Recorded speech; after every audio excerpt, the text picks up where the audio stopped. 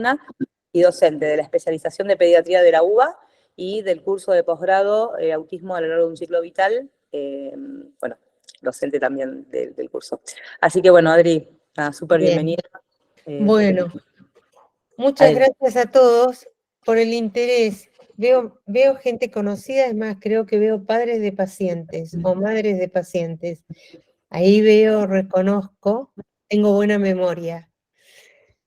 Bienvenidos entonces, pacientes míos que han sido alguna vez chiquititos y que me despertaron esta necesidad de tener que investigar sobre qué pasa después en la vida adulta, ¿no?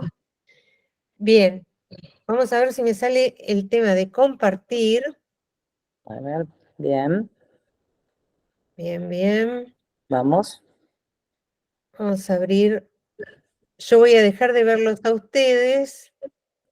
Ahí, perfecto. Lo que me interesa es que ustedes vean la presentación. Bien. Perfecto. Perfecto, Adri. Vamos a hablar de TEA y del procesamiento sensorial en las personas que tienen trastorno del espectro autista. Pero antes de comenzar con mi presentación, quiero rescatar algunos puntos que ya hablaron colegas en las clases anteriores, ¿no? Que me parecen muy importantes como para entender qué hace terapia ocupacional en un encuentro donde la mayoría de ustedes son licenciados en psicología o psicólogos o estudiantes de psicología, psiquiatras, pero bueno, terapia ocupacional también tiene mucho que ver con el trabajo en autismo. Y retomando también lo que decía en la primera clase Rosario, creo que era, nosotros vamos a hablar de trastorno. Hablamos de trastorno más que nada porque es la palabra que el DSM-5 define a esta problemática. Si bien, como para, en un intento de, no sé si romantizar o de normalizar, o más de la mano de lo que es la neurodiversidad, aparece la palabra condición. Justamente hoy hablando con autistas adultos que están en esta presentación, yo les preguntaba cómo les gusta que lo llamen, y simplemente decían autismo, nosotros tenemos autismo, es así simplemente. Pero bueno, en el DSM-5 vamos a encontrar el término trastorno del espectro autista. Esta denominación ustedes saben que fue cambiando a lo largo del tiempo, y en estos cambios es que en determinado momento algunas personas quedaron por fuera de esta denominación, ¿sí? Entonces es como que cada vez que hay una nueva denominación, empiezan a ingresar personas que habían quedado por fuera de esta denominación. Y es un poco lo que les ha sucedido, por ejemplo, a las personas que tienen Asperger. Si bien en el DSM-4 nosotros teníamos la clasificación de Asperger, al no diferenciarse demasiado con lo que es un autismo de alto funcionamiento, en el DSM-5 dejamos de verla. Hay un paper que en la primera clase se habló bastante, que es el de Baron Cohen, y realmente es exquisito leerlo, porque habla un poco de esto de la denominación. Y habla también un poco de las fortalezas y debilidades, ¿no? Que definen cuán severo es el autismo en ciertas personas. Ahora, tomamos la denominación, como les decía, del DSM-5, donde se definen claramente dos clústeres, en uno referido a la comunicación social, a la interacción social, y donde aparecemos los terapistas ocupacionales es en el B, ¿sí? En el punto 4, donde por primera vez se empieza a hablar de la existencia de una hipo o una hiper reactividad a ciertos estímulos sensoriales, un interés inhabitual por aspectos sensoriales del entorno, ¿sí? Y una respuesta que puede ser como una necesidad de mucho más estímulo del que hay presente o una sensibilidad extrema que hace que el más mínimo estímulo sobrecargue a esa persona. Este deseo de estar dentro del DSM-5 fue bastante discutido en el ámbito de terapia ocupacional, porque nosotros siempre supimos que todos podemos tener lo que se llama un trastorno de modulación. Siempre supimos que hay personas que tienen algún diagnóstico que no tiene por qué ser autismo, o que no tienen diagnóstico y que sin embargo tienen algunos problemas para modular la información sensorial. Voy a dar ejemplos que seguramente alguno de ustedes se siente identificado. La necesidad de cortar las etiquetas de la ropa para que no nos moleste. La necesidad de, por ejemplo, ir siempre al mismo lugar porque sabemos que hay pocas personas y cuando vemos mucha gente nos abrumamos. El deseo de que nadie nos roce la cara porque nos hace sentir muy incómodos, el dolor en algunos niños para cortarse las uñas, y sin embargo a lo mejor estas personas no tienen un diagnóstico de autismo, pero sí sabemos que el 95% de las personas con autismo tienen trastornos sensoriales. Entonces, para nosotros, si bien no estábamos como tan claramente representados en el DSM-5, no nos resultaba ningún problema. Ahora, hubo como conversaciones previas en el ámbito de terapia ocupacional si esto convenía o no, porque hubo un sector de colegas que pensaban que quizás al estar dentro del DSM-5 nosotros no íbamos a poder más diagnosticar este trastorno. Lejos de haber sucedido eso, lo que nos sucede es que cuando hay un psiquiatra, un médico, un pediatra del desarrollo, un psicólogo que tiene un paciente con autismo, nos pide a nosotros que evaluemos su procesamiento sensorial. Ustedes, cualquier duda, por favor, me avisan porque yo no estoy viendo las caras de ustedes. Todo perfecto, Adri. Bien. Algo más que rescato, y esto creo que era, sí, también de la primera clase, es que el diagnóstico de autismo es clínico, ¿sí? Nosotros vamos a poder detectar ciertos síntomas que nos van a llevar a la conclusión de que tal o cual paciente tiene autismo. Ahora, va muy ligado de la mano el diagnóstico con la neurobiología. Y en esto también hay un montón de papers que apoyan el origen neurobiológico del autismo.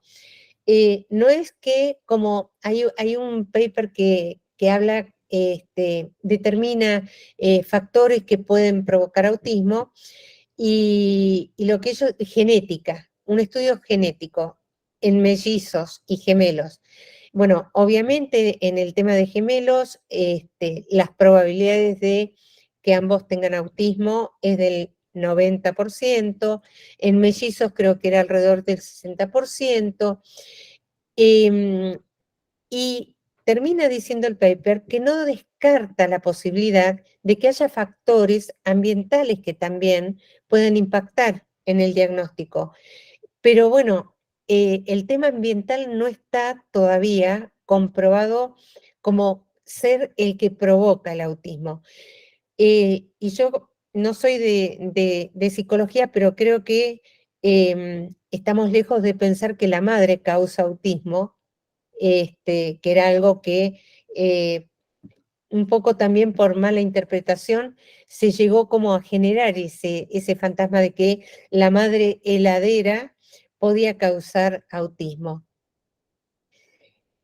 Si uno quiere estar bien informado sobre redes neuronales, tiene que entrar a esta página que la nombraron también en una de las clases, que es la del proyecto Conectoma Humano, ¿sí? Es un proyecto que comenzó en el 2010 en Estados Unidos con 40 millones de dólares la financiación, y ellos hacen estudios muy, muy exhaustivos sobre las redes neuronales y la relación que pueden tener con diversas patologías neurológicas.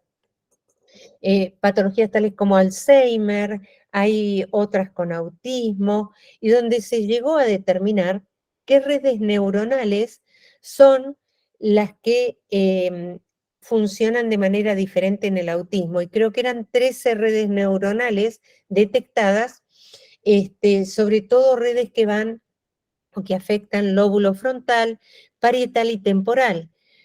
Nada más y nada menos que esos tres que tienen que ver con la empatía, la capacidad de entender y comprender los sentimientos ajenos, la comprensión del lenguaje, la comunicación, etc.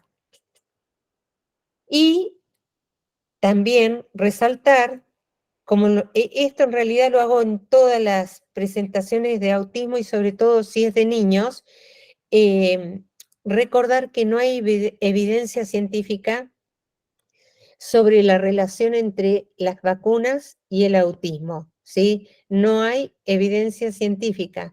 Lejos de haber evidencia científica de esta relación, lo que sí hay es que hay más riesgo de que aparezcan otras enfermedades, ¿sí?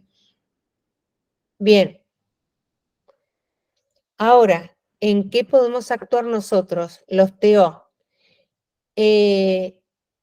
Las personas que tienen autismo, no solamente los niños, sino también los adultos, y estamos viendo también en adultos mayores.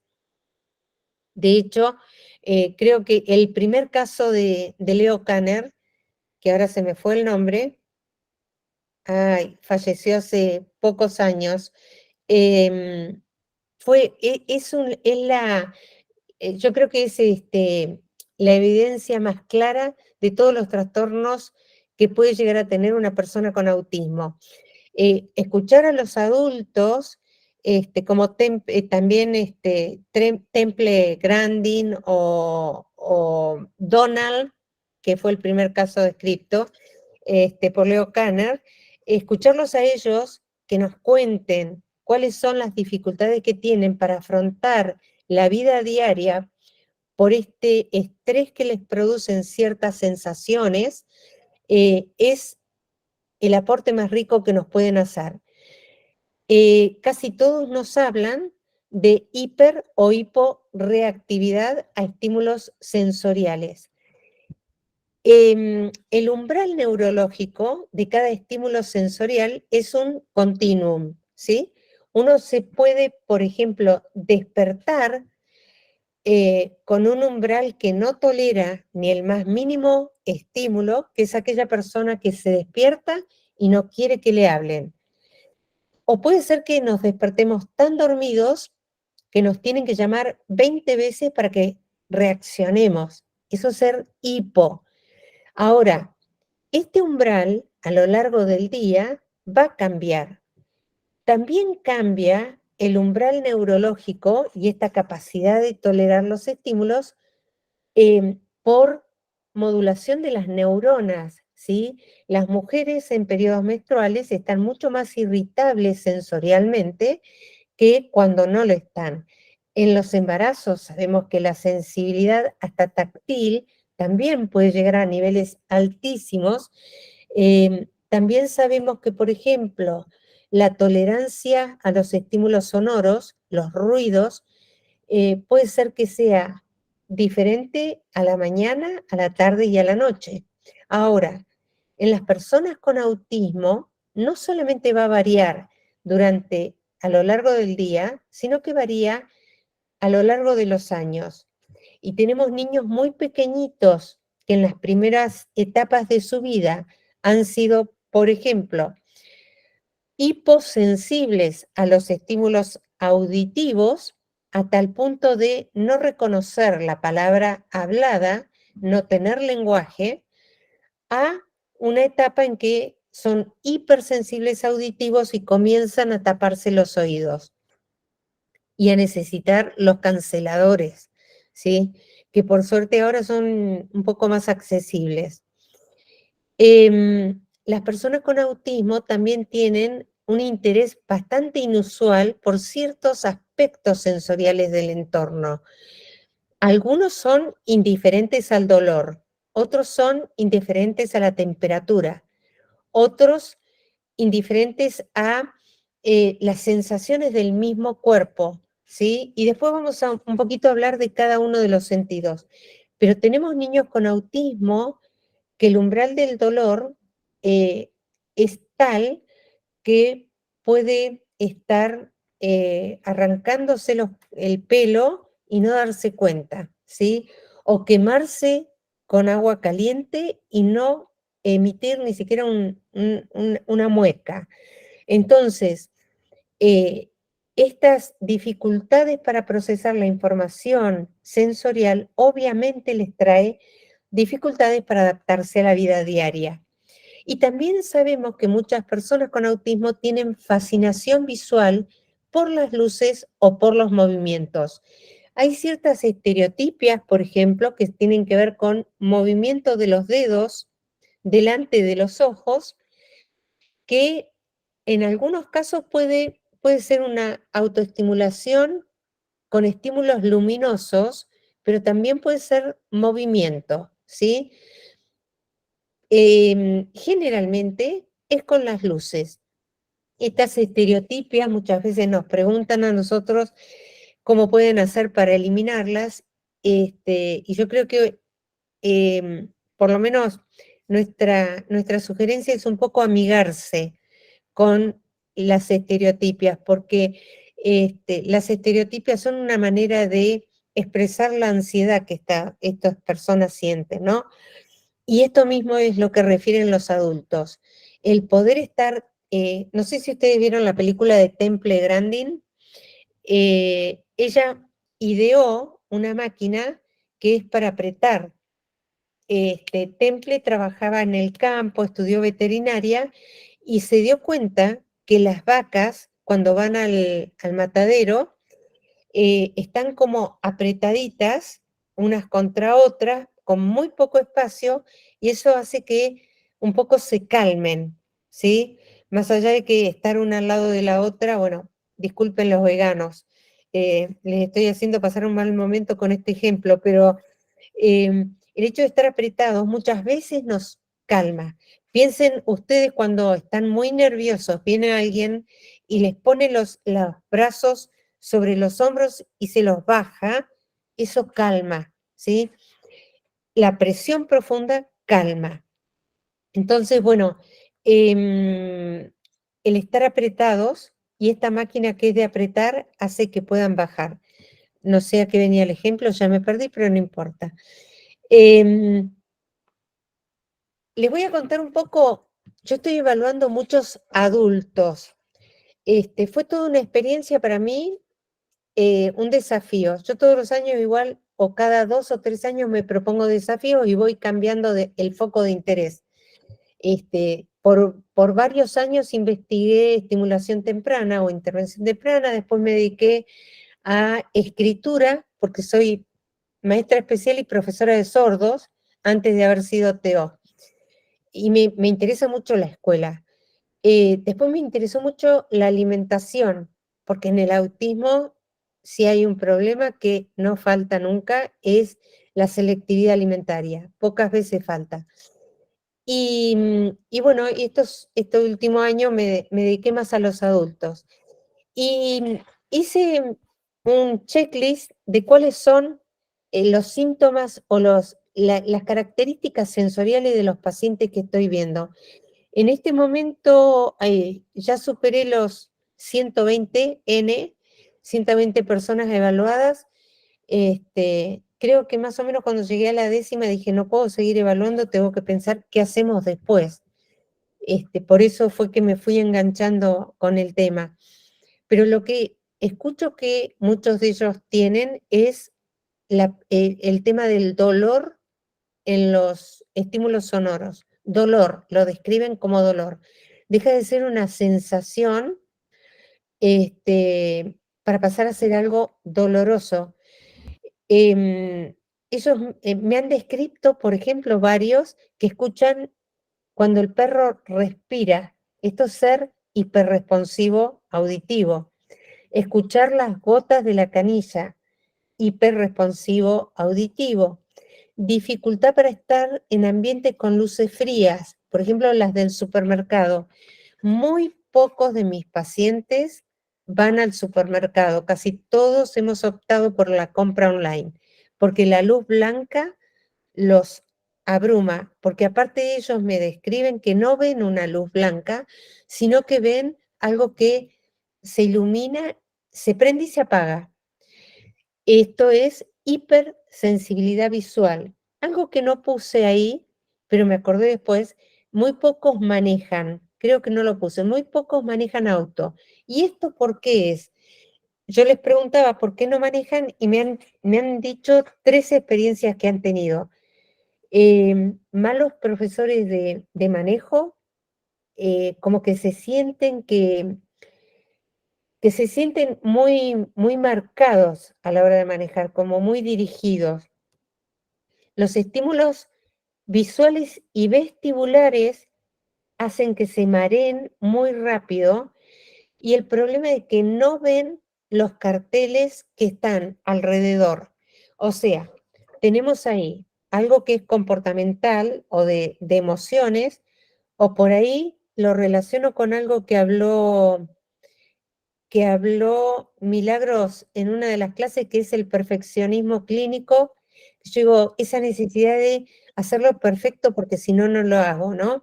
Y aparte, el que me está enseñando a manejar quiere que yo maneje perfecto. Y quizás la gente que está al lado mío quiere que yo no me choque a ninguno. En el mejor de los casos sería eso, pero bueno, no siempre funciona de esta manera. Entonces dejan de manejar, y les genera muchísima ansiedad porque les gustaría hacerlo, pero no pueden hacerlo. La cuestión visual y vestibular. En niñitos, yo había visto mucho que cuando uno los amaca, ellos miran de rabillo, miran de costado, en un intento por aumentar el estímulo visual, ¿sí? Ustedes saben que hay este, 2 núcleos, el optovestibular, o sea que relaciona ojo con sistema vestibular, que es el del movimiento. Entonces, esa necesidad de aumentar el estímulo vestibular en niñitos, en adultos pareciera, por lo menos los que me relataron que no pueden manejar porque si ven eso que se mueve de costado empiezan a vomitar, em, es un problema de procesamiento sensorial. Y me estaba acordando que uno de mis pacientes empezó con eso de que no podía viajar para ir al trabajo. El primer gran problema que tuvo, no podía ir en colectivo al trabajo. Entonces optó, no, primero no podía ir con su esposo al trabajo, porque el esposo, yo fui con ellos en el auto, me di cuenta que el esposo frenaba de una manera tal que hacía como lento la última parte de la frenada y mi paciente empezaba a vomitar. Pasamos a un colectivo, íbamos bastante bien hasta que le tocó ir parada y el tema del movimiento, el tema cuando quiso bajar del colectivo y levantó el pie, se desplomó porque me decía que apenas levantó el pie, el centro de gravedad no sabía ni dónde lo tenía. Ese es un problema vestibular. Ahora, el diagnóstico que ella tenía no era autismo, y terminó siendo una mujer con autismo. El diagnóstico era fobia social, porque terminó recluida sin querer salir de la casa, justamente por todo este problema gravitacional. El cuadro de hipersensibilidad vestibular se llama inseguridad gravitacional, es decir, cualquier movimiento de cabeza hace que la persona sienta que cae a un abismo. El auto no pudo, colectivo no pudo, taxi no pudo, ya después cruzar la calle no podía, empezó a recluirse cada vez más y terminó confinada en su cuarto. Bien, abrumarse en eventos multitudinarios, ninguno de ellos quiere ir a una fiesta, ninguno de chiquitos les cuesta mucho los cumpleaños. Los primeros años los padres no se los pueden festejar, cuando empiezan con tratamientos, empiezan a festejar los cumpleaños, cuando son grandes ya pueden decir que no les gusta, no les interesa ir, así que salvo ocasiones muy particulares, evitan ir a todas las fiestas. Desafíos para conducir, no, lo puse, por luces, por movimiento. Muy pocos toleran los abrazos o las caricias. El tacto en la cara es sumamente molesto para cualquier persona, pero para el autista lo es mucho más.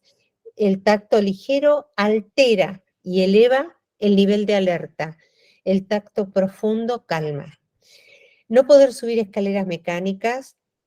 Y el último joven que estuve viendo, 17 años, el problema más grande que tenía era no poder compartir los fines de semana con sus amigos, un grupo de amigos que tenía que iban al shopping a tomar algo, al cine, y él no podía subir la escalera mecánica, así que tuvimos que hacer un poco una desensibilización para que pudiera participar, porque él moría de ganas por participar, pero el problema era que no estaba pudiendo subir la escalera mecánica.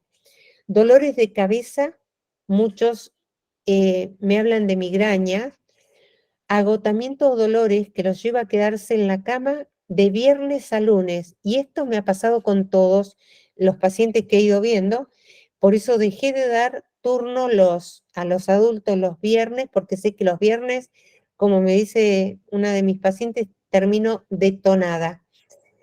Y alteraciones en la comunicación.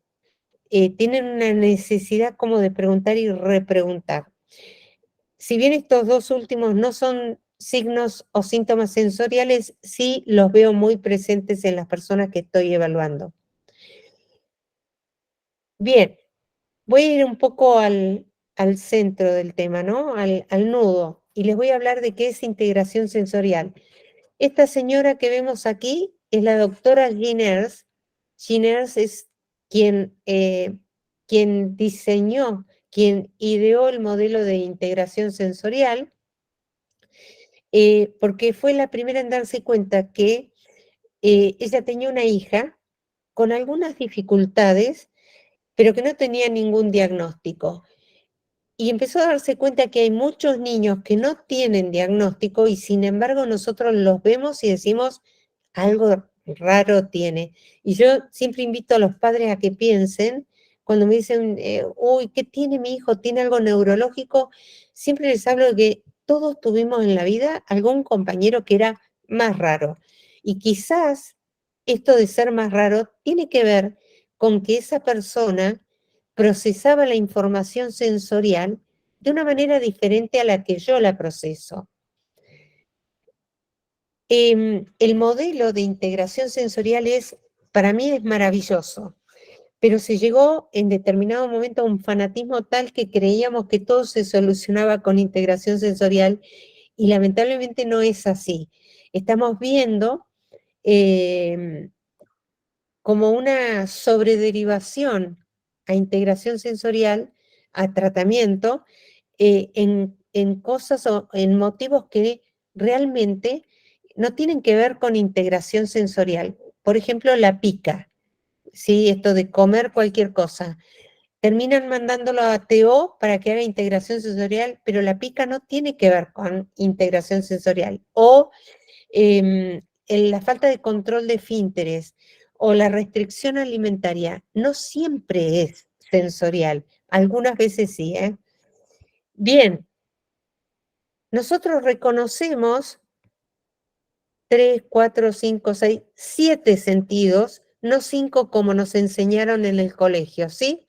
Están los 5 básicos, pero los terapeutas ocupacionales estamos acostumbrados a considerar muchísimo al sistema propioceptivo, que es el que tiene sus receptores en las articulaciones, músculos y huesos, y es el que me va a indicar, por ejemplo, si estoy bien sentada, si tengo la espalda derecha, si para levantar esta botella tengo que hacer tanta fuerza, si está vacía o si está llena, es decir, a calibrarla, la que me va a permitir decir, cierro la puerta despacio del auto, porque si no, se rompe. Tengo que escribir, pero no con tanta fuerza, porque si no rompo la hoja. El sistema propioceptivo es muy importante. También es muy importante el vestibular, que es el que me va a decir, me va a indicar el movimiento, ¿sí? El vestibular tiene los receptores en el oído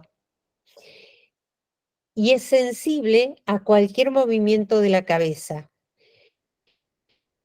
Ustedes imagínense que cada uno de estos sentidos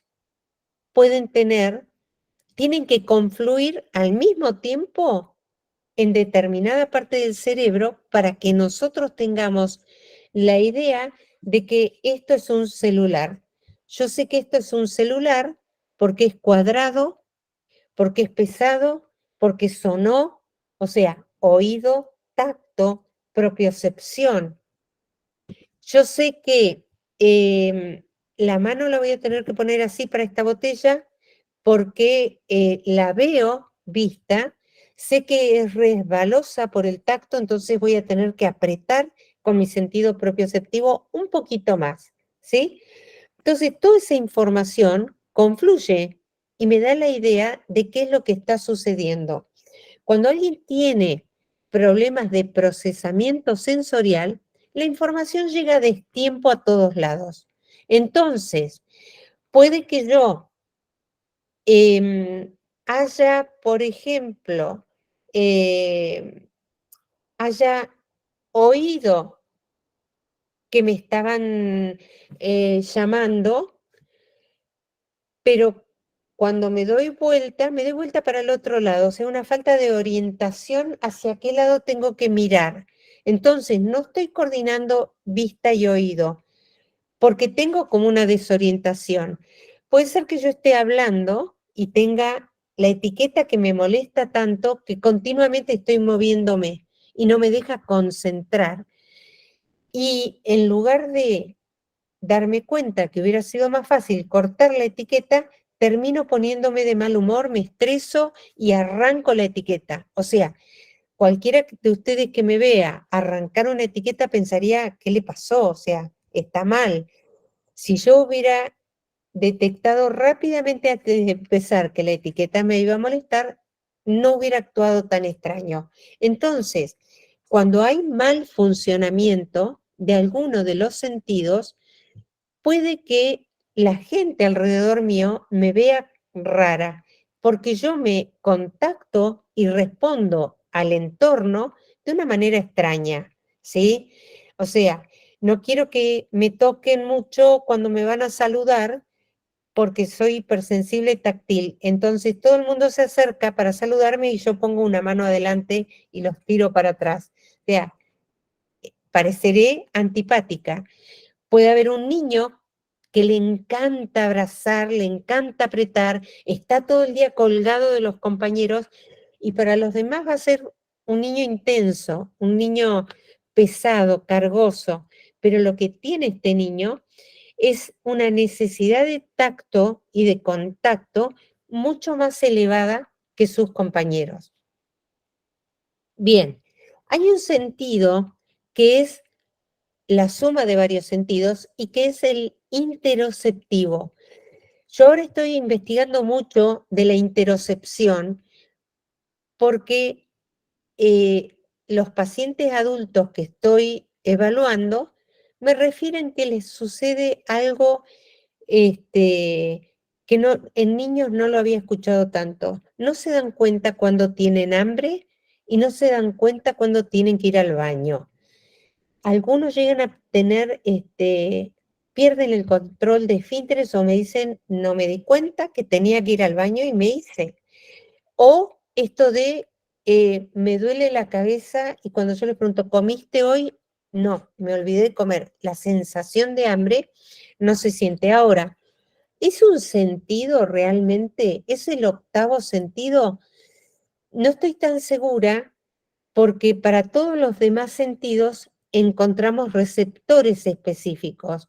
Por ejemplo, bueno, las papilas gustativas para el gusto, conos y bastoncilios para la vista, discos de Merkel, Ruffini para el tacto, otolitos, bueno, todos los receptores vestibulares, las células ciliadas.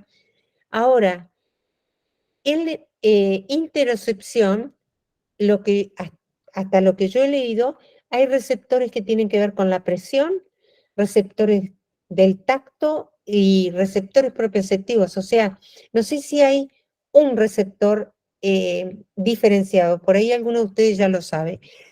Me encantaría que me dieran material de lectura, pero me llama mucho la atención esto que refieren los adultos, esta falta de detección de estas necesidades básicas. Bien, nosotros tenemos el modelo de integración sensorial, nos da evaluaciones para poder apreciar cómo es el procesamiento sensorial. Lo bueno de todas estas evaluaciones, yo acá puse 3 que son muy básicas. La primera la uso muchísimo, el SPM, 2, uso el 2, Sensory Processing Measure. Lo uso y después les voy a contar por qué. El perfil sensorial 2 de Winnie Dan y Katana Brown. Winnie Dan se quedó con la parte de niños y Katana Brown con la de adultos. Ellas han venido a Argentina. También vino Diane Parham del perfil del SPM2.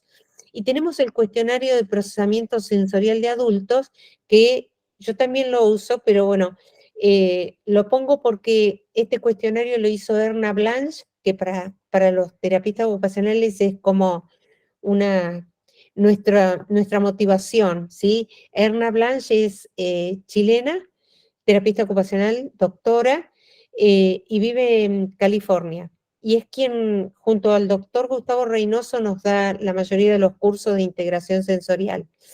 En este cuestionario de procesamiento sensorial también intervino Chang, que es un terapista, un colega chileno, y lo bueno de este cuestionario es que fue validado.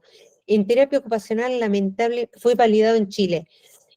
Lamentablemente carecemos de test o evaluaciones que estén validadas con población argentina, ¿sí? Sí tenemos algunas experiencias de validación en Chile, Colombia, pero en Argentina no. De hecho, yo quise validar una evaluación en el doctorado y no me lo permitieron, porque dicen que una validación no es un trabajo doctoral, pero me hubiera encantado poder validarlo porque son herramientas que usamos mucho. Sabemos que no somos tan distintos quizás a los españoles, donde se fue validado, o a los colombianos o a los chilenos, pero sí sé que somos muy diferentes en el tacto, sobre todo con los norteamericanos, y el SPM fue hecho en Norteamérica, el perfil sensorial fue hecho en Norteamérica, entonces me hubiera encantado poder validarlo en Argentina, pero bueno, en otro momento será. Estas evaluaciones son muy importantes porque permiten detectar cómo procesamos la información sensorial, y todos ellos nos permiten también detectar cómo impacta en las actividades de la vida diaria. Todas las evaluaciones las puede tomar cualquier persona de cualquier profesión, ¿sí? No necesariamente tiene que ser TO. Ahora, la interpretación, y obviamente la vamos a hacer mejor desde terapia ocupacional porque somos los que sabemos bien de actividades de la vida diaria. Y yo he visto evaluaciones que toman colegas del área de psicología y me dicen, mira, yo la tomé solamente para saber si tengo que derivártelo o no. Ahora, tengo los resultados, pero no sé cómo se interpreta esto. Entonces, ese es el trabajo que a nosotros nos gusta hacer. Tiene problemas de tal tipo en olfato y gusto ¿En qué actividad de la vida diaria yo sé que no va a funcionar? Alimentación. ¿Cómo lo voy a trabajar? Tengo un programa para trabajar procesamiento sensorial en alimentación que lo hacemos muchos TEOG y se llama SOS Feeding Approach. Bien, el cuestionario que yo les decía, que sí fue validado en Chile, bueno, vía internet contactaron 500 adultos entre 18 y 65 años. De esos 500, 400 fueron los que quedaron dentro de la prueba. Y luego 344 una vez que depuraron mucho más la muestra de población. En el SPM2, igual que el otro, está basado en la teoría de integración sensorial de Shiners, evalúa los sistemas sensoriales y acá hay algo que a mí me encanta, que hace el SPM. Además de evaluar procesamiento auditivo, visual, táctil, propioceptivo, vestibular, todos ellos, evalúa praxis. Y a mí me parece esto muy importante porque hay algunos problemas de praxis que tienen que ver con un mal funcionamiento del procesamiento sensorial. Si una persona tiene problemas en el tacto, ¿sí? En el tacto, en el movimiento y en la propiocepción, que son tres sentidos, puede ver afectada su praxis. ¿Por qué? Porque los movimientos no van a tener la fluidez que uno necesita. ¿Por qué? Porque la fluidez se lo da el sistema propioceptivo. Y quizás cuando corre, corre de una manera que parece torpe. ¿Y qué es lo que está pasando en ellos? Porque no tiene dispraxia de la conocida por desde el aspecto motor puro. No, el problema es que esta persona quizás no maneja bien las articulaciones, músculos y huesos, no sabe bien cómo colocar cada segmento corporal y corre de una manera que no es la correcta. Cuando una persona tiene problemas para discriminar tacto, ¿sí? Hay muchos niños que nosotros le decimos, cerrá tus ojos, te voy a tocar y vos me vas a decir dónde toqué. Y uno los toca acá y el niño dice por acá. O sea, cuando un niño no percibe dónde recibió un estímulo táctil, yo no puedo esperar tampoco que maneje muy bien su cuerpo en los movimientos. Entonces, esta parte de evaluación de praxis me parece muy importante. Y la parte de participación social también me gusta, porque una persona que tiene problemas en los sistemas sensoriales va a ver que su participación social es menor, ¿sí? O se ve alterada. Una de las adultas que evalué me decía que falló en la universidad justamente porque no podía, no soportaba el momento de la entrada cuando todos están juntos, hablando, saludándose y se tocan. Y ella me preguntaba, ¿qué necesidad hay de juntarse ahí para hablar algo que no tiene que ver con la universidad? Lo mismo le pasaba y lo escribió en un libro. El libro que escribió Marina Gotelli, si ustedes quieren, ella tiene autismo, es adulta, investigadora del CONICET, mamá de 3 niñitos que fueron pacientes míos y ahí con el diagnóstico también. Y ella me decía que no entendía para qué se juntaban las madres en la entrada del jardín del colegio, ¿no? Y de qué había que hablar cuando se juntaban ahí. Este problema en la participación social es muy común en ellos y hace que se vayan perdiendo cosas sociales que los aleja del grupo, ¿sí? El hecho de no poder juntarse y trabajar en grupo es un limitante en la universidad porque hay muchos trabajos en grupo. Bien, el SPM me permite evaluar vulnerabilidades, es decir, cuáles son las debilidades de procesamiento sensorial. Esas vulnerabilidades pueden ser hiperrespuesta, hiporrespuesta, una necesidad de búsqueda de respuestas o bien un problema de discriminación. Y el SPM también me permite evaluar múltiples entornos. Es decir, esto es muy importante que lo entendamos. Hay que saber bien qué formulario aplico según la información que yo quiero obtener.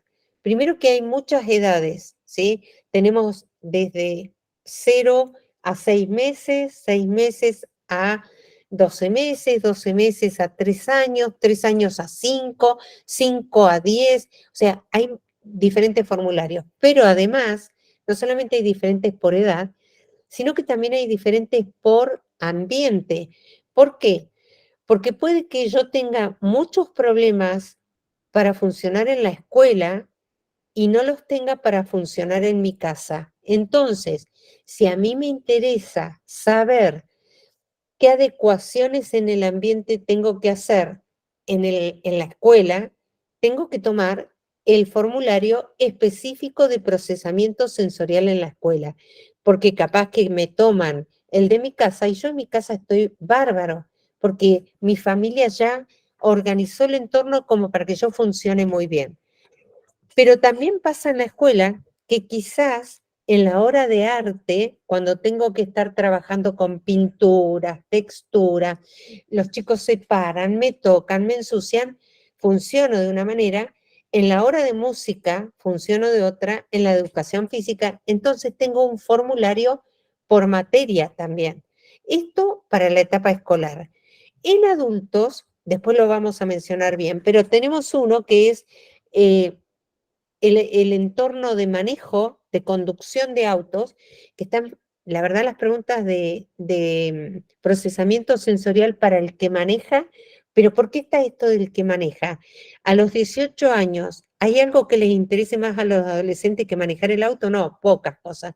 Entonces, justamente es una ocupación muy importante para el adolescente. Entonces, hacemos el perfil que tiene que ver con procesamiento sensorial del conductor. Y ese procesamiento sensorial del conductor lo va a responder la persona interesada en saber qué le pasa a él mientras maneja sensorialmente, o puede que lo conteste el acompañante. ¿Qué veo yo que le pasa a él mientras está manejando? Y después puedo comparar estos dos formularios y darme cuenta si la persona tiene una autopercepción acertada o muy lejana. Lo mismo puedo comparar el formulario que completa la mamá de un niñito con el del papá. Y seguramente el que lo ve más normal es el papá que más se parece. Si yo a un papá, me ha pasado de preguntarle a un papá, bueno, a ver, ¿tu niño se mueve demasiado? No, normal, tiene 7 años. ¿Tu niño se arriesga demasiado? No, va más o menos. Y cuando leo el de la mamá me dice, es terrible lo que se arriesga, se pone en peligro, no se queda quieto, lo echan de todos lados. Y me ha pasado, este es un caso concreto, que le pregunto al papá, ¿a qué te dedicas? Yo soy piloto de avión de acrobacia y la mamá es ama de casa. Obviamente para el papá, su hijito es normal, es típico y para la mamá va a ser muy diferente a lo que todos esperan. Bien, el perfil sensorial 2 permite algunos cruces también así de, por ejemplo, comparar las respuestas de mamá y del papá, pero el de adultos es un autoinforme. Entonces, la limitación que tiene este cuestionario en adultos es que va de 11 a 65 años, sí, pero es un autorreporte. Entonces, necesito que la persona que lo responda tenga buena comprensión, porque si no, yo no sé hasta dónde está entendiendo lo que está preguntando. Una vez que yo tengo los perfiles sensoriales, en adultos lo que hago es acompañarlos al colegio para ver qué estresores existen o acompañarlo al puesto de trabajo. Cuando yo los acompaño, lo que trato de ver es qué problemas físicos tiene mi paciente Y acá esto me fijo mucho por otra comorbilidad que yo he visto muy presente en los adultos con autismo, que es la fibromialgia o artritis reumatoidea o algunas enfermedades autoinmunes. Y gracias a la respuesta de la última charla de la doctora, que ustedes la pueden ver en YouTube, ella habló de una relación entre enfermedades autoinmunes y autismo. La verdad es que yo detecté muchas personas con fibromialgia, sobre todo.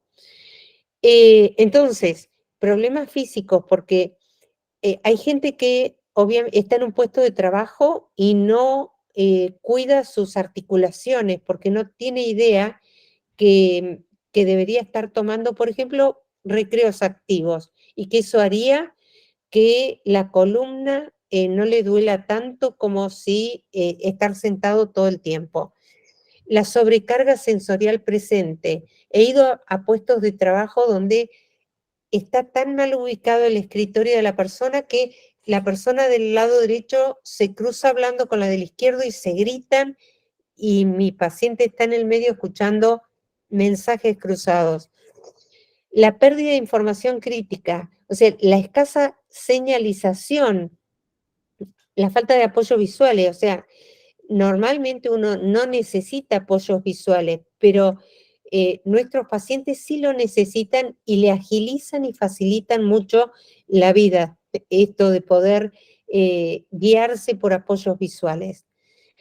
Evalúo las demandas del puesto de trabajo, demandas físicas, psíquicas, emocionales, cognitivas, del ambiente, la calidad de la luz, iluminación, natural,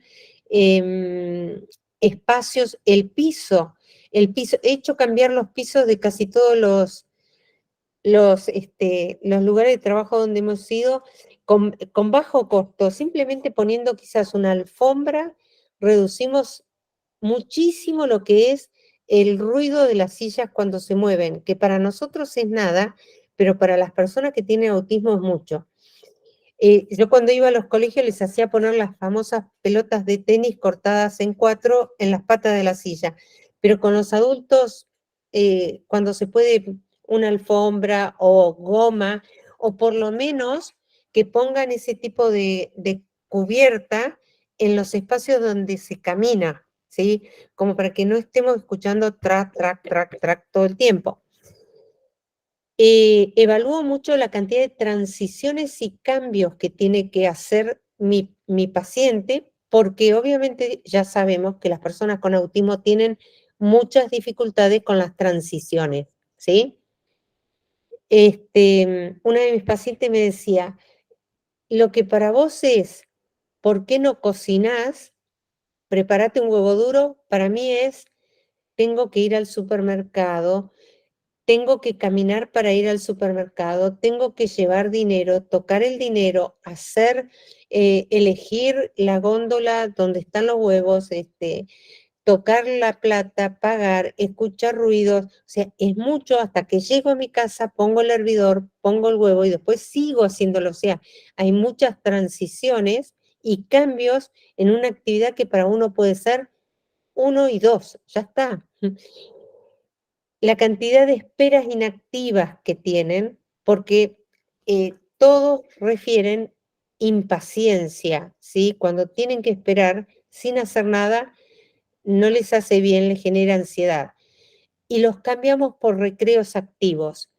Y después trato de eliminar todo lo que sean situaciones confusas, ¿sí? Por ahí, en algunos lugares, las consignas no son tan claras, las reglas del lugar de trabajo no son tan claras, y esto lo tengo que hablar con el paciente por no dar por hecho que va a entender que solamente se va de uniforme lunes, miércoles y viernes, por ejemplo. O sea, hay que hablar todo.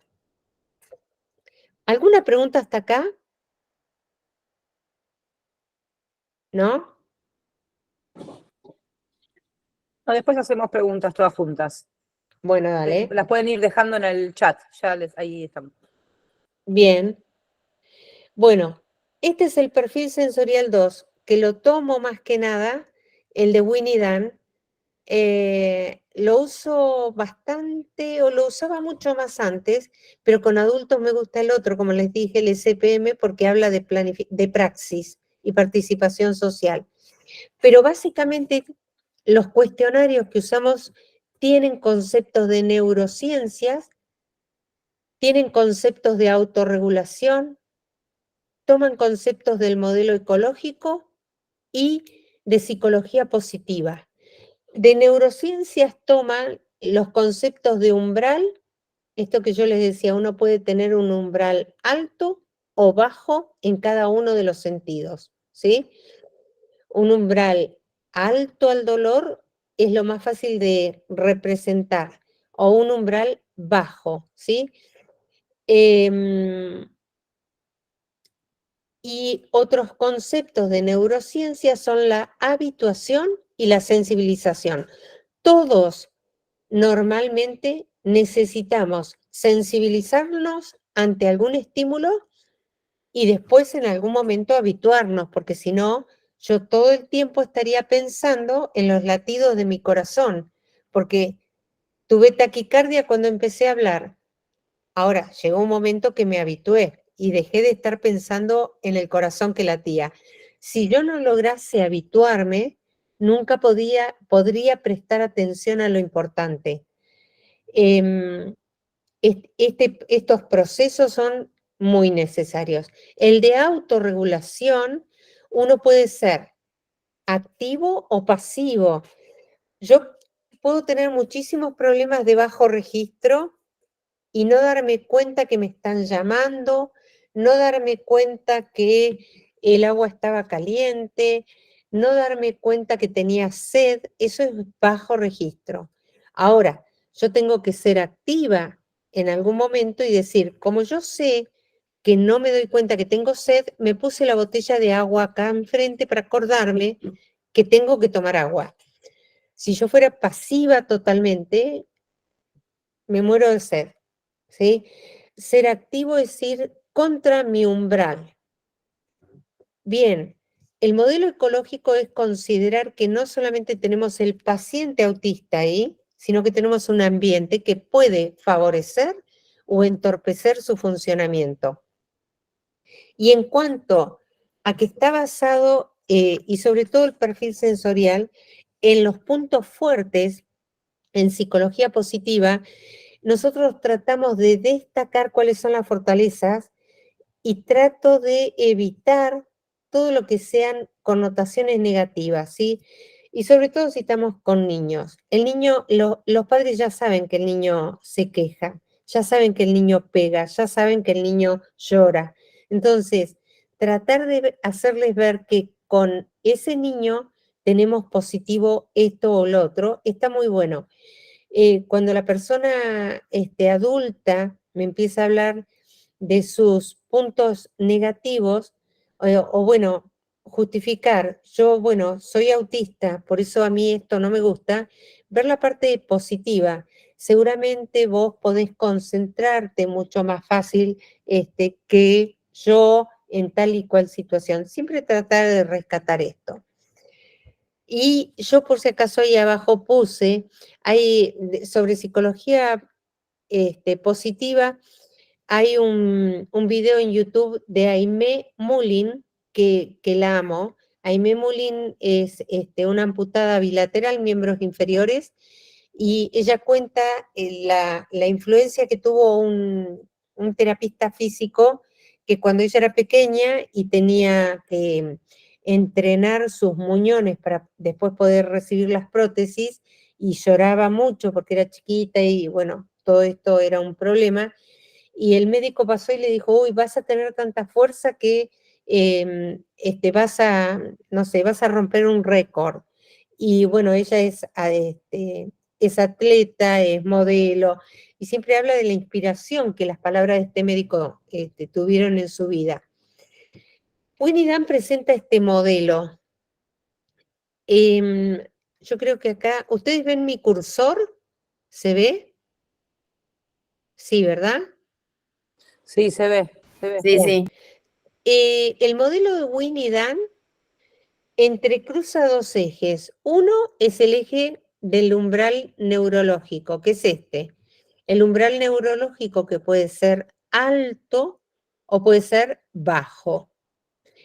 Y lo entrecruza con la conducta o la autorregulación de la conducta que puede ser activa o bien pasivo.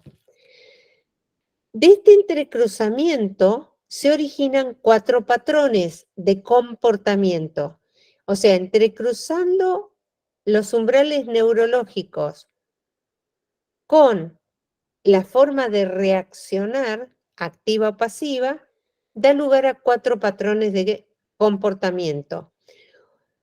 Por un lado tenemos la gente que tiene bajo registro. Las personas que tenemos, todos tenemos un poquito de todos, pero algunos tenemos más de un patrón que de otro. Yo tengo muy bajo registro, o sea que para mantenerme activa, si yo no quiero quedarme dormida en una clase, tengo que ser yo la que habla, porque mi modo de comportarme es más bien pasivo, y si por mí fuera, yo me dormiría. La gente de bajo registro puede caerse el mundo encima, ruidos en la calle, gente que baila alrededor, y podemos ponernos a leer y estar estudiando, o sea, no nos importa nada. Para nuestro favor, somos los que mejor nos llevamos con todos porque nada nos molesta. Ahora, tenemos la gente que también tiene, o sea, yo necesito mucho estímulo para estar activa.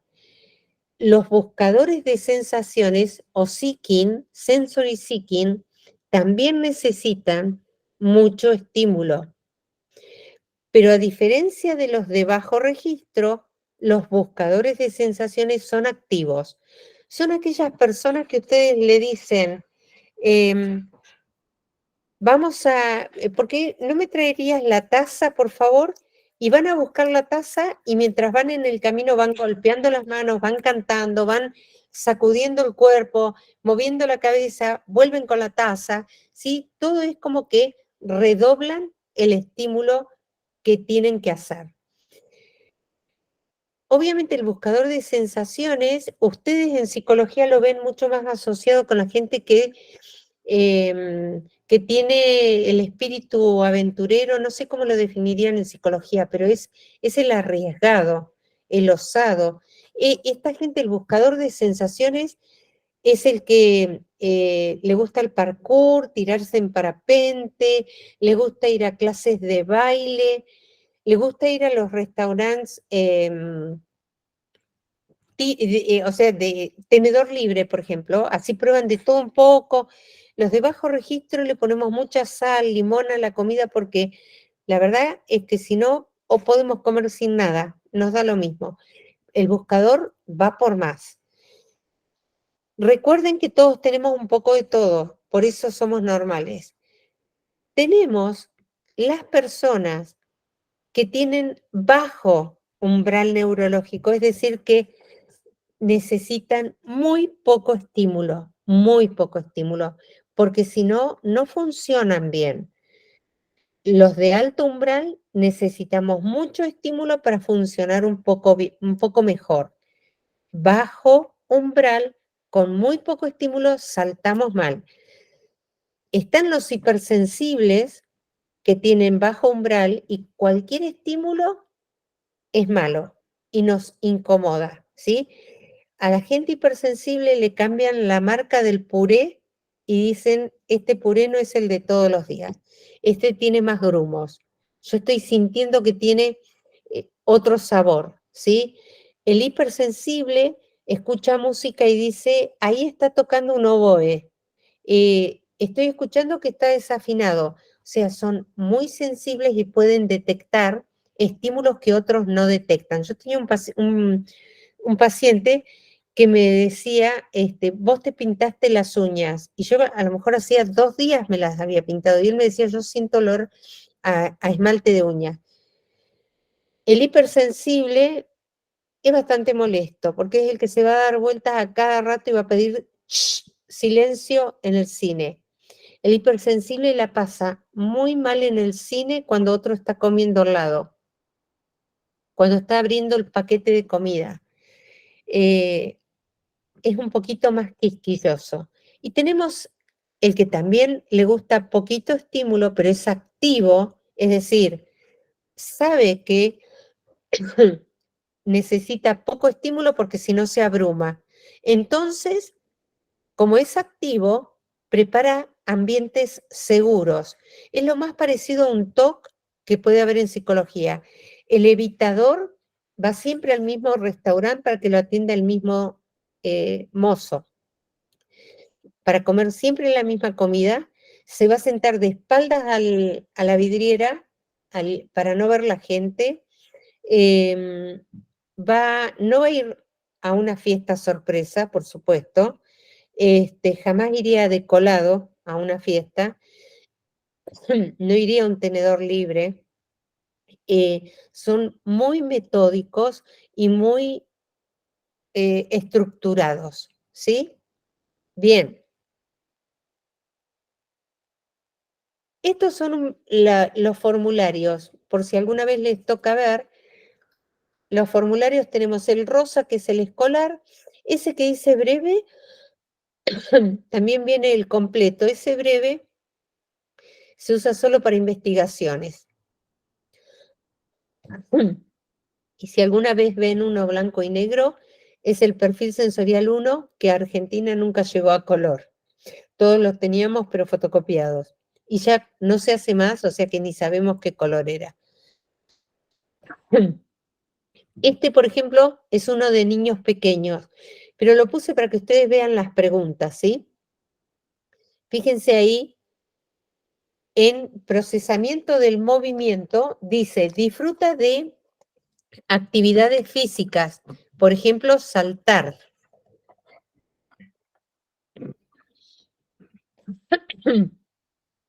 Que lo levanten en el aire, disfruta casi siempre de eso, frecuentemente, la mitad de las veces, ocasionalmente, casi nunca, o no aplica. Acá estoy viendo que a este le gusta casi siempre que lo tiren por el aire. Es para niños pequeñitos. Disfruta de actividades rítmicas, por ejemplo, columpiarse, mecerse, pasear en automóvil, casi siempre. Toma riesgos como en escaleras, casi siempre. Se disgusta cuando lo ponen de espaldas, por ejemplo, cuando le van a cambiar los pañales, casi siempre. Este niño claramente tiene problemas para procesar el movimiento. Parece torpe o propenso a los accidentes. Bien, después hay una tabla donde uno va tirando los resultados, ¿sí? Esta era una niña con autismo, ahora que me acuerdo, porque comía arroz crudo y papel, nada más.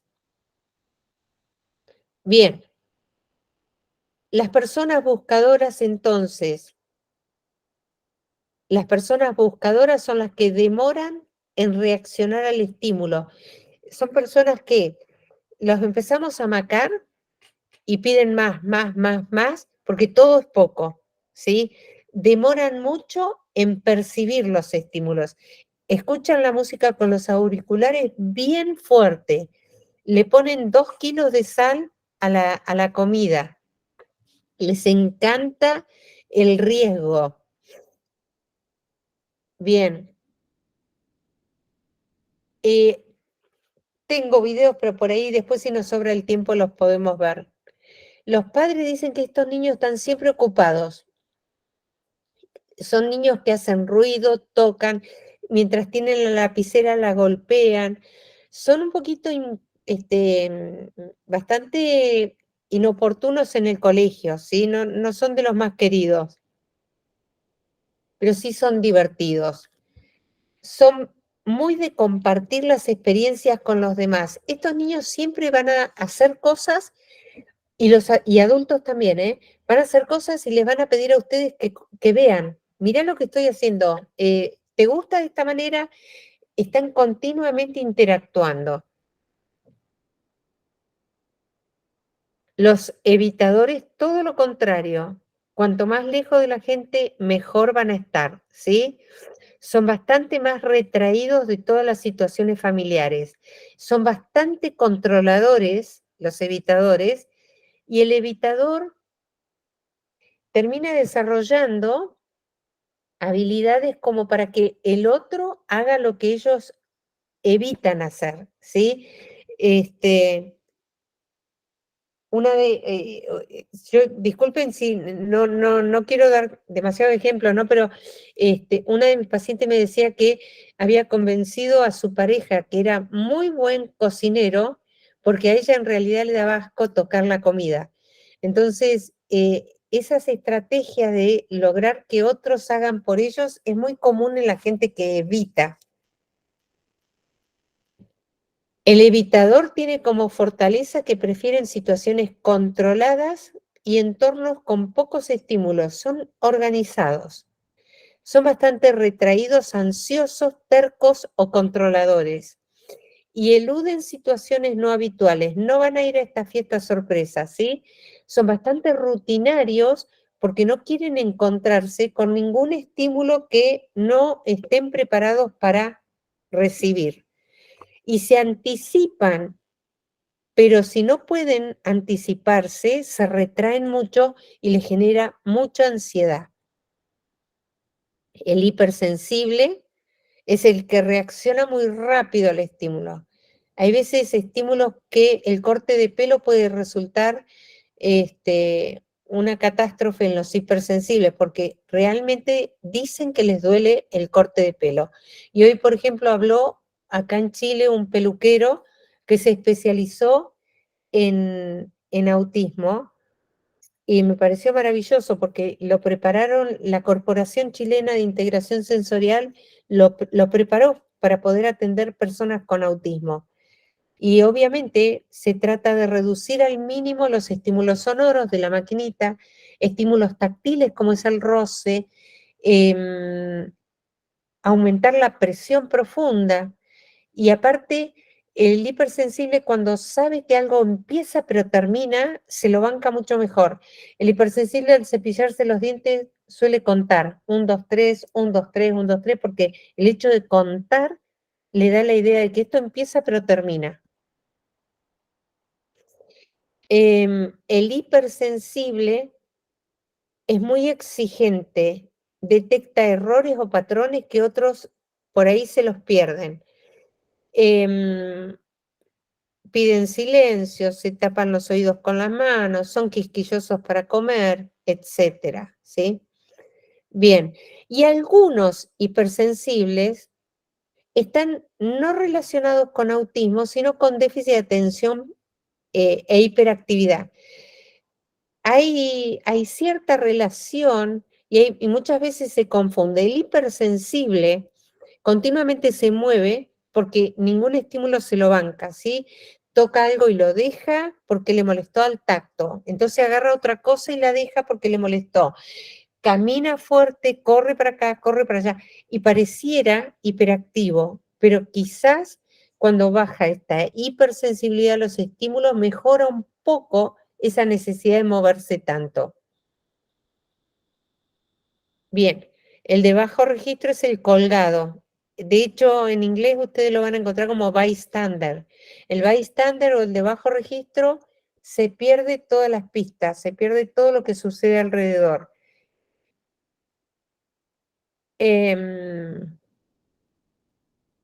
Bien, vamos a seguir. El de bajo registro funciona muy bien, ¿saben cuándo? Cuando uno le cambia de lugar todos los muebles. Entonces uno le cambia todo y es como, noto la diferencia y ahora es como, me da más ganas de interactuar. Ahora, si mantenemos todo tal cual toda la vida, se lo lleva puesta quizás al mismo mueble toda la vida. Son más flexibles, se sienten cómodos en diversos entornos sensoriales, pueden parecer así como distraídos, abúlicos, poca energía. Actuamos como si estuviéramos cansados, somos un poco más lentos, ¿sí? Pero para eso tenemos que tener estrategias para contrarrestar eso, porque si no, no funcionamos bien en la vida diaria, ¿no? Bien, ahora, ¿Puede haber un niño que puntúa más buscador y al mismo tiempo bajo registro? Claro que sí, porque depende en qué sentido estemos hablando, que puede ser buscador o puede ser bajo registro. Puede ser buscador e hipersensible, ¿sí? Lo que nosotros tenemos que identificar es qué tipo de estímulos busca y cuáles tiene bajo registro, a cuáles hipersensible y cuáles quiere evitar. Y ahora pensemos en un aula y en los estímulos presentes hoy día. Las aulas actuales no difieren demasiado de las de 1810. Si ustedes se fijan en la primera foto, todos los niñitos sentados uno al lado del otro, mirando para adelante, la verdad que no está muy bueno porque está probado que hasta la tercera fila hay buen contacto visual, que no es un tema menor, con la maestra. El hecho de tener buen contacto visual con la maestra hace que uno esté más enganchado con lo que hay que hacer, con lo que la maestra dice. Y está comprobado que los del fondo son los que menos interactúan, porque se perdieron información, porque en el fondo siempre se sientan los que no son tan participativos, ¿sí? Bien, la escuela esta que está a la derecha es una escuela totalmente modernosa, es de esta escuela es un colegio adventista, donde las aulas están organizadas por puntos de interés, ¿sí? Por temas de interés. Entonces no es por edad, sino por intereses comunes, y uno se va agrupando en mesas. Bien. Un punto que quiero mencionar es la selectividad alimentaria en el autismo, porque realmente es un problema. Los niños que tienen autismo tienen una ingesta bastante limitada, bastante pobre, con muy pocos nutrientes, y muchas veces tienden a elegir por color, por sabor, por olor o porque sí nomás, ¿sí? Este último tiempo cada vez tengo más niños con problemas de selectividad alimentaria, y no todos tienen autismo, sino que hay un grupo grande que tiene ARFID o TERIA, ¿sí? Que no es ni bulimia ni anorexia. TERIA o ARFID es restricción alimentaria bastante severa también. Antiguamente uno le decía a los chicos, ¿comes esto o no hay otra comida?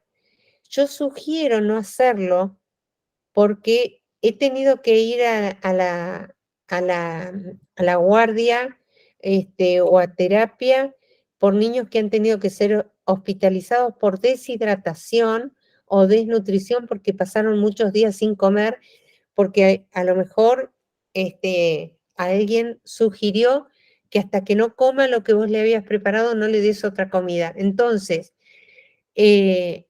sabemos que hay niños que tienen problemas de hiperrespuesta táctil, oral, visual, auditiva, que hacen que rechacen comer. Tenemos niños que tienen problemas, por ejemplo, que han tenido sonda en los primeros años de vida, ¿no? Han sido niños con bajo peso o que prematuros y que han sido alimentados con sonda. Esa experiencia de la sonda, por más pequeñitos que hayan sido, no es una experiencia grata o que se olvide así nomás. Y puede que después tengan problemas de alimentación. También hay niños que tienen reflujo y tienen problemas de alimentación. Entonces, bueno, dentro de terapia ocupacional habemos algunos que nos hemos formado también en alimentación. Algunas veces no funciona trabajar desde integración sensorial, pero depende mucho de cada uno de los casos. Quiero ir a este punto. ¿Cuáles son los motivos por los cuales un niño puede no querer comer? Dolor, esto que les decía, ardor o acidez, reflujo. Y es muy detectable porque estos niños cuando comen suelen hacer como estirar el cuello.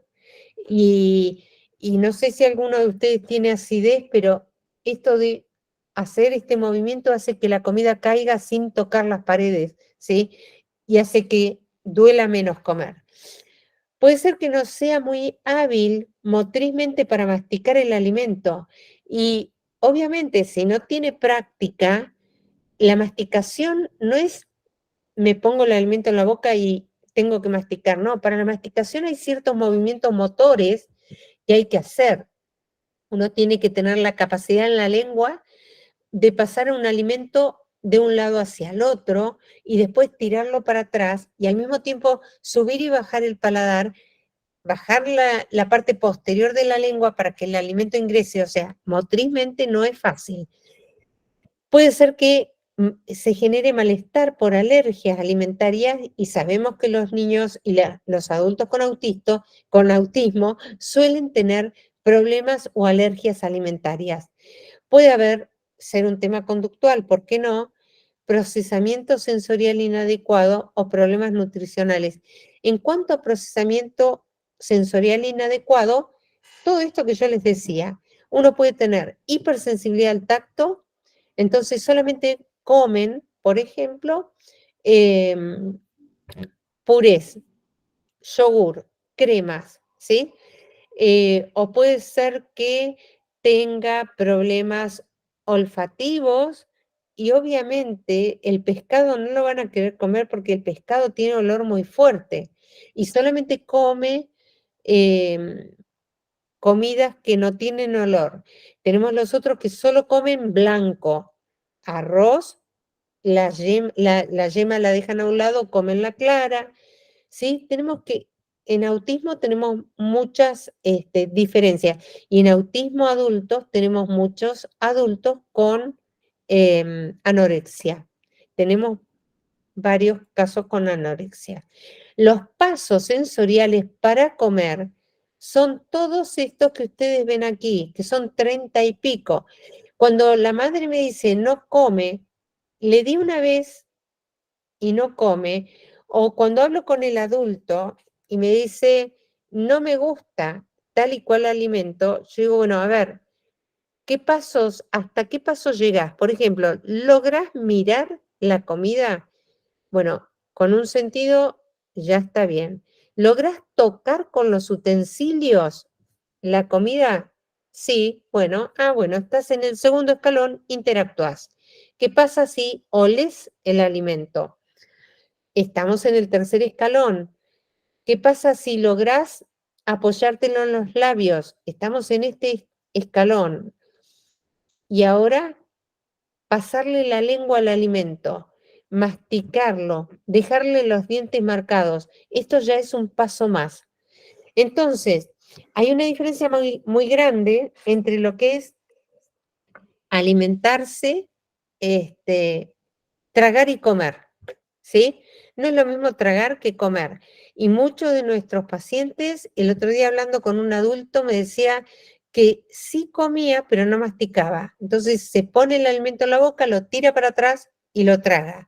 Eso no es comer, no es disfrutar de la comida como nos gusta a los latinos.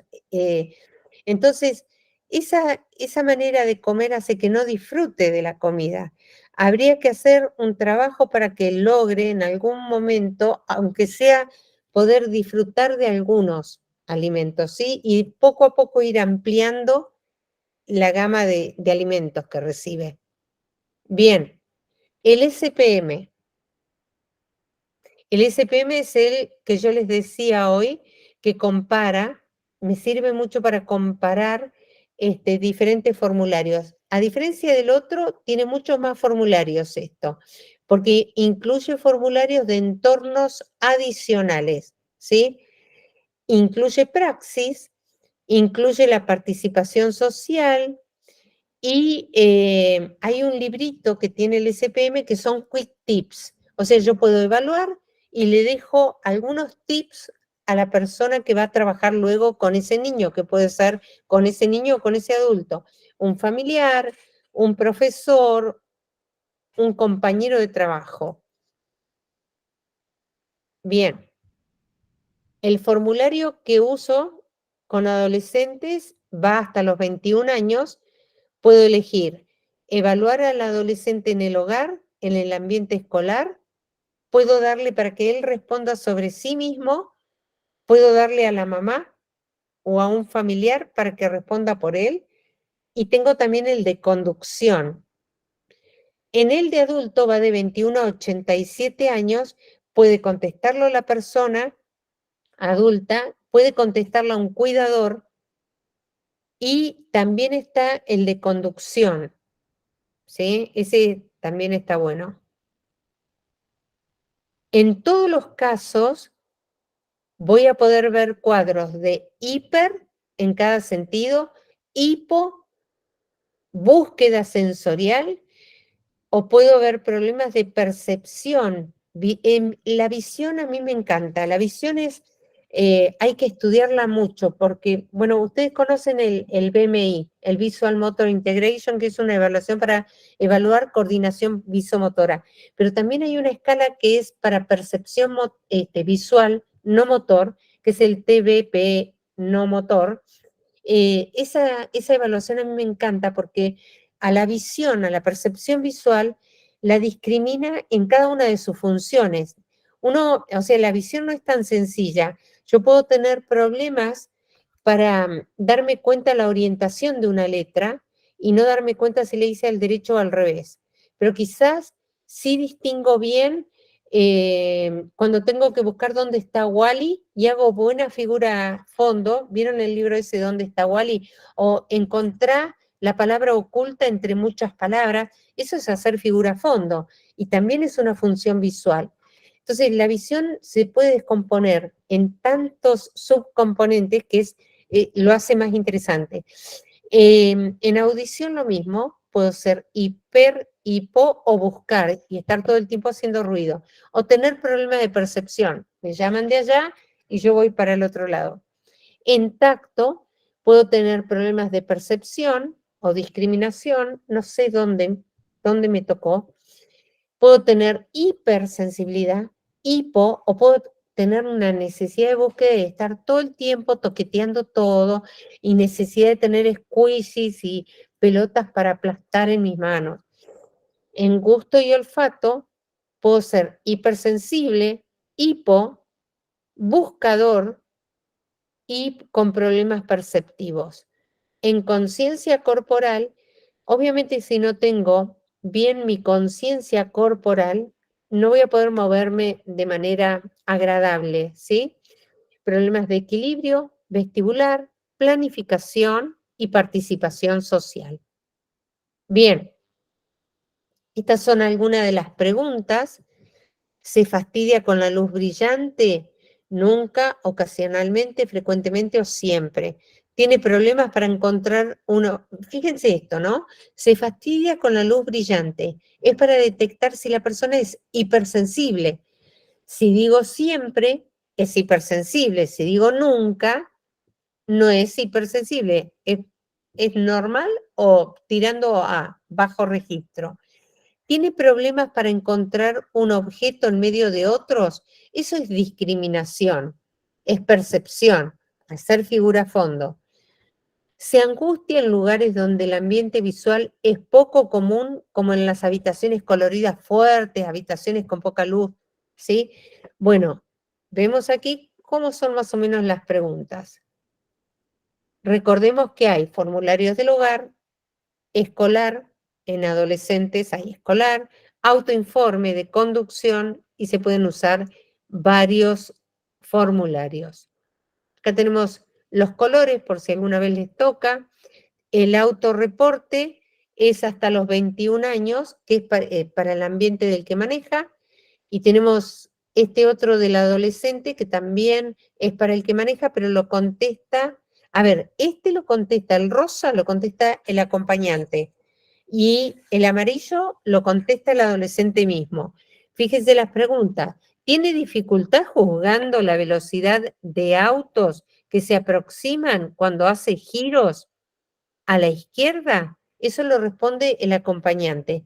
Mientras que en el autorreporte dice, yo tengo dificultad juzgando la velocidad de autos que se aproximan cuando hago giros a la izquierda. ¿Sí? ¿Se entiende? Y en los de adultos, bueno, bien.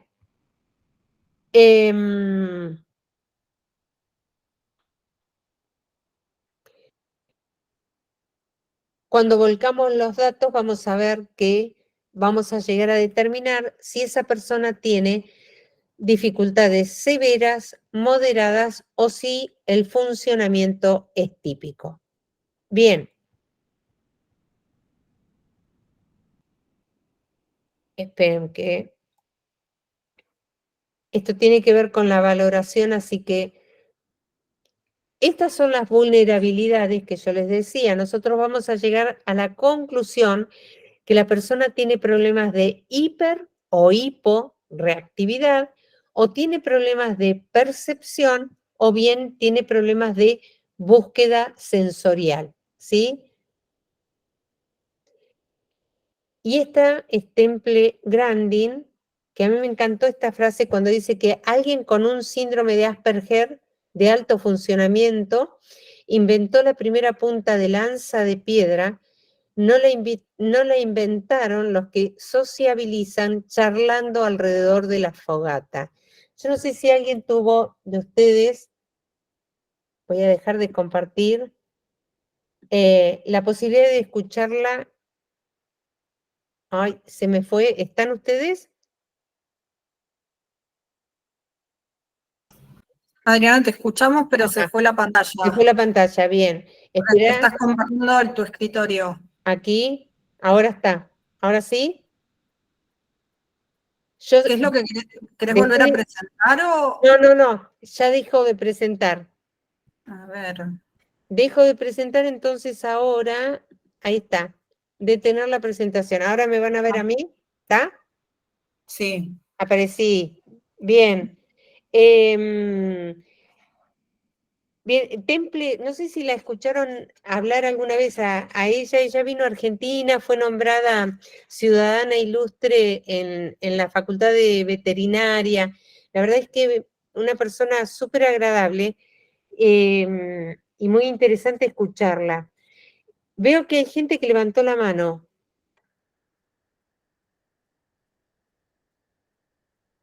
A ver, Alejandra Almeida.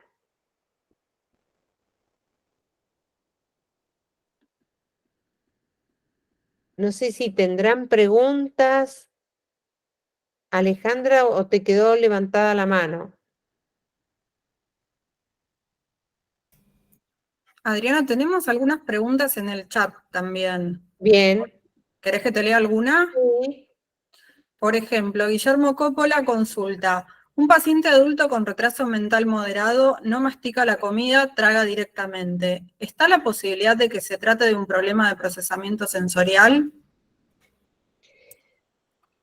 Y ahí hay que hacer la evaluación. Yo en esto es como cuando son casos particulares, si uno no ve al paciente en la totalidad, es muy difícil hablar. Yo podría, como hipótesis, podría decir que sí, quizás, pero si es un paciente adulto, también me interesaría saber, ¿esto es nuevo? ¿Nunca masticó?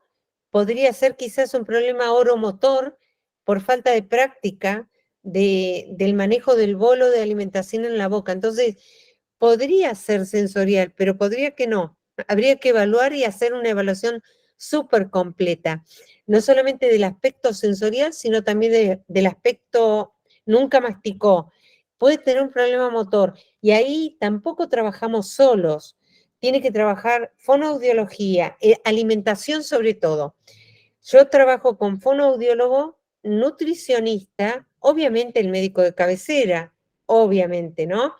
Pero el nutricionista me tiene que decir cuál es el estado nutricional del paciente y con qué alimento conviene que yo empiece, porque tiene que ser uno que le aporte nutrientes. La fonoaudióloga me tiene que decir también todos los aspectos oromotores, aunque a la fonoaudióloga con las que trabajo les gusta más que venga y trabaje en TO, porque es como que se van desligando cada vez más y cada vez son más difíciles de conseguir la fono. Kinesiología también interviene en muchos casos, porque el problema de la postura es súper importante. Es súper importante.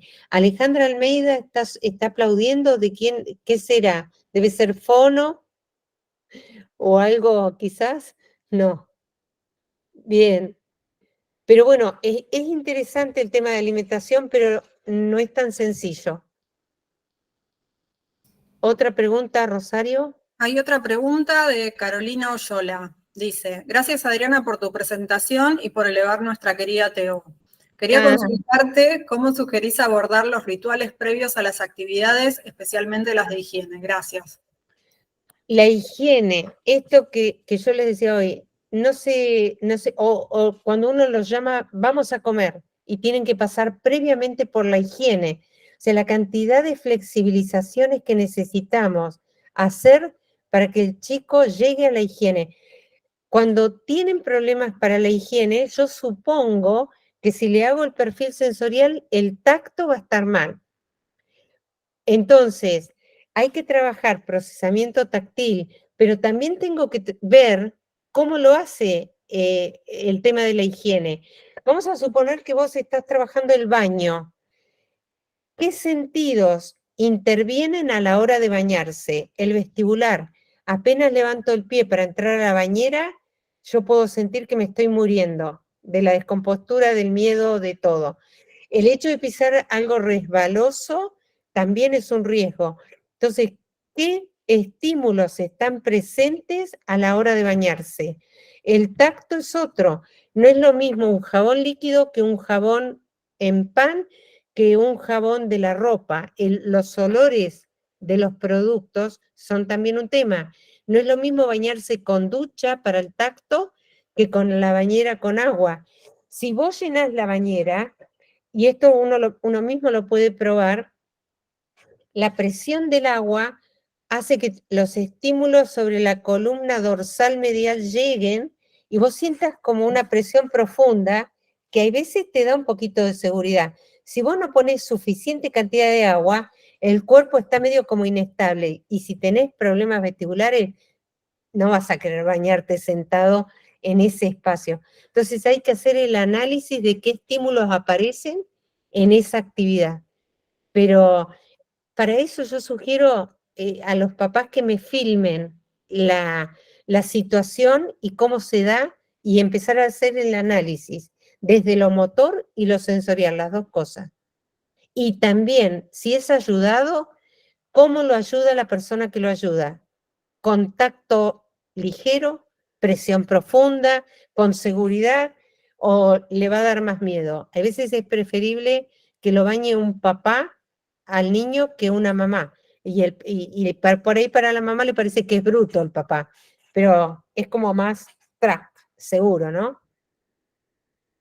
No sé si respondí en algo, Carolina.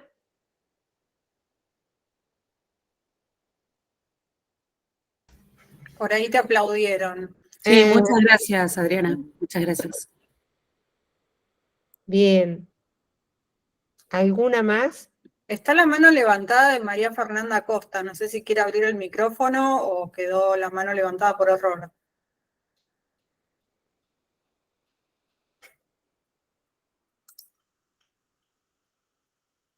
En el chat no tenemos más preguntas. No sé si alguien quiere hacer una consulta o algún comentario. Ahí Emilio Enríquez también levantó la mano. Si quiere abrir el micrófono. Hola, ¿qué tal? ¿Qué tal? Bueno, ¿se escucha bien? Perfecto. Súper. Bueno, estoy evaluando a una paciente con una discapacidad intelectual severa, que recién vimos el diagnóstico de autismo asociado. La evaluación la hicimos con alguna encuesta, digamos, al informante respecto a su discapacidad intelectual y lo conductual. ¿Existe alguna encuesta para aplicar en estos casos donde el lenguaje está alterado? O en general el modo de afrontamiento de estos pacientes donde el lenguaje no es muy... no logra comunicar mucho. Cuando no logra comunicar ahí es cuando uso el SPM, el SPM2, para evaluar procesamiento sensorial, porque el informante va a ser el cuidador. muchas veces se puede llegar a pensar y se discute que el cuidador no es tan objetivo. El tema es que el cuidador es la persona que está 24 horas con esa persona. Entonces siempre va a ser más objetivo que cualquier evaluador que esté una horita con el paciente y le haga cualquier evaluación de este tipo, ¿sí? Yo confío en que los padres lo conocen bien, ¿sí? Entonces, confío que la esposa o su compañera o su compañero lo conoce muy bien. Entonces, respeto lo que el padre o el informante me dice y me guío por lo que tiene. Y mismo después uno se va dando cuenta, si aplico tal estrategia, y en esto está bueno algo que hablaba Milagros el otro día, de no quemar estrategias, ¿no? Uno tiene que saber y estudiar bien qué estrategia va a aplicar para no estar errando, porque si no, es como que se me termina, voy quemando papeles de gusto. Estar bien seguro, hacer una buena evaluación, no quedarme con mi apreciación, escuchar mucho a la familia, psicoeducar a la familia, hoy creo que es la clave para todo, porque están ávidos las familias y los pacientes mismos de recibir información. Yo a todos les doy para leer un libro que se llama Living Sensationally, que es Viviendo Sensacionalmente, de Winnie Dan, donde describe cómo es cada persona adulta según sus sensaciones. Y cuando uno lo lee dice, ah, era esto. O cuando los cuidadores leen, dice, lo que le pasa a mi papá, a mi hermano, a mi marido, es esto, por más que no tenga lenguaje, ¿sí? Hay que trabajar en equipo y con la familia de la mano. Súper. Y comentar, bueno, que muchas cosas como las ideas obsesivas y otros psicopatología uno lo va a plantear incluso ahora como diagnóstico diferencial, pensar si viene desde una alteración del procesamiento sensorial, si a veces no son refractarios. Se me empezó Y hay a veces, plantear un poquito eso. Emilio, y hay veces no tiene por qué ser una cosa o la otra. Hay veces puede ser, se dan las dos cosas. Y puede ser que algunas estrategias, yo por ejemplo he leído mucho de desensibilización y me ha servido para procesamiento sensorial. Y bueno, la desensibilización no viene de TO, no viene de terapia ocupacional, pero bueno, funciona. Así que, y ahí está la riqueza justamente de trabajar con psicólogos, psiquiatras, con todos. Quizás la otra pregunta interesante sería, ya que habló de los sentidos, en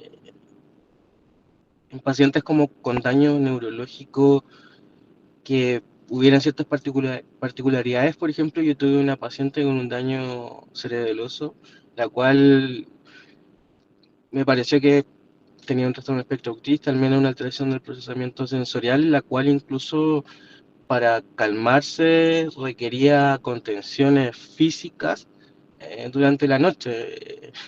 Eh, por ejemplo, esa paciente con el daño cerebeloso, me imagino que viendo un poco más el caso, tiene que ver un poco con estas vías Vestibular, sensitivas. sí, sí. Yo pienso, los pacientes que tienen problemas, o sea, mira, cuando vos tenés problema en un sentido, no es que vos normalizás ese sentido con el tratamiento.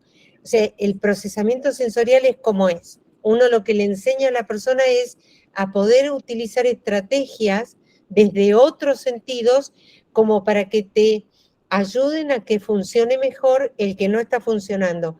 Cuando hay problemas cerebelosos, vos podés aumentar la presión profunda, le podés aumentar el peso y controlás mejor los movimientos. Entonces, eso puede ser beneficioso y no estás trabajando el sistema vestibular o justamente el cerebeloso pobre no es el mejor sentido que va a tener o la estabilidad no va a ser su fuerte, digamos. Pero con presión profunda o con contención puede sentirse quizás un poco más aliviado. Ella, Nunca, ella sí, refería una angustia, había colexitimia en el pecho y con presión profunda, con estas frazadas pesadas, Sí. o con las contenciones tendía a ceder. Después de analizar un poco más esto, me da cuenta que va más por ahí. Y cursó en algún momento con un tinnitus que fue estudiado por todos lados y nunca se encontró causa también. Eso fue lo otro que ahora relaciono. Ay, ¿sabés qué, Emilio? Yo tengo mucho cuidado con las mantas de peso. ¿Mm? Hay que tener cuidado con qué paciente se usa, ¿no? Porque en Estados Unidos, por ejemplo, te dice bien grande, no utilizar sin supervisión de una persona responsable, ¿no? Que esté controlando, porque se ha dado el caso de alguno que muere ahogado por una manta de peso. Pero y acá en Argentina se venden, yo he visto que por Instagram hay gente que las ¿Mm? vende y ni siquiera se controla la cantidad de peso, que tiene que ser proporcional a la medida y al peso de la persona. Eso se puede buscar en papers o en investigaciones, cómo es la proporción para no errar. Pero es interesante lo que decís. Ojalá se creen muchos grupos así de gente que se interesa por estas cosas. Así es.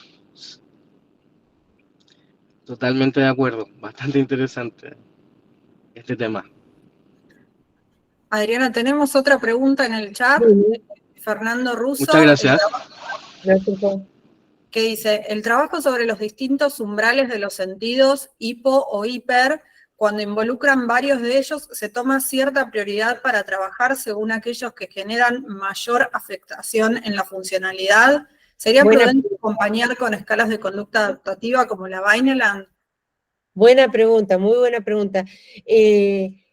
Sí, la respuesta es sí. O sea, cuando uno diagnostica, lo que toma es lo peor que está. Si yo tengo que describir al paciente, digo, por más que haya tenido una desviación estándar, por ejemplo, en tacto, una en audición, una en... Sí, lo del libro después se los voy a pasar por WhatsApp. ¿Puede ser, Rosario?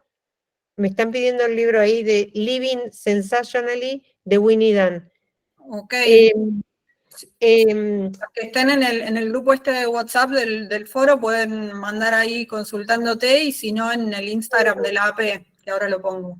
Y si no, sí, también en mi Instagram yo suelo poner cosas que mi Instagram es sensorylab-to. Sensorylab-to. Uno toma el peor sentido, el que peor funciona. Yo tengo que definir a la persona por lo peor que está. O sea, esta persona es hipersensible táctil porque tiene 2 desviaciones estándar. Y ahora, lo bueno, cuando yo tomo la escala, yo puedo tomar la escala Vineland, pero tomo otras que son de calidad de vida, para saber si este tan mal funcionamiento impacta en la calidad de vida que tiene esta persona.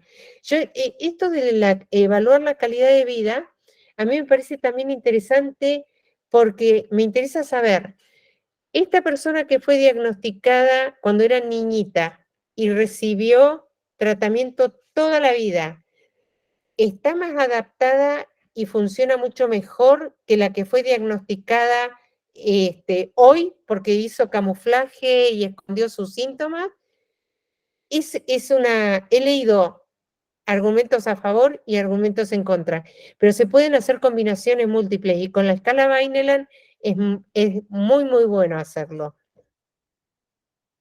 No sé si respondí.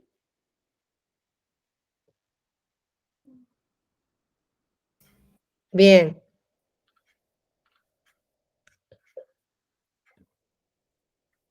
Adriana, un placer escucharte. Se nota cuando alguien es experto y apasionado en lo que hace, se deja ver en la presentación y estás recibiendo ahí muchos aplausos. Y Sí, felicitaciones también en el chat. apasionada seguro, de eso no me cabe ninguna duda, porque si hay algo que puedo hablar horas y horas, es de esto. Que no sé si está tan bueno, porque uno termina hablando siempre de esto, pero bueno, es así, es así.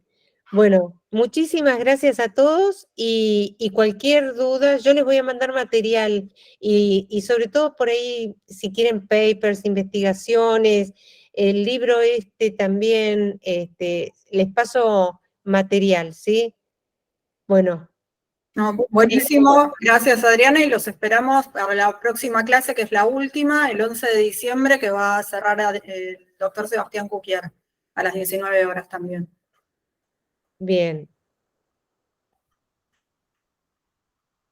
Te siguen llegando ahí saludos y felicitaciones. Veo mucha gente, sí, qué lindo encontrar gente conocida. Bueno, muchas gracias. Ahí dejé antes los Instagram y les pongo ahora también el mail para que puedan escribir. Ahí se los pongo, que es espectroautista.aap@gmail.com.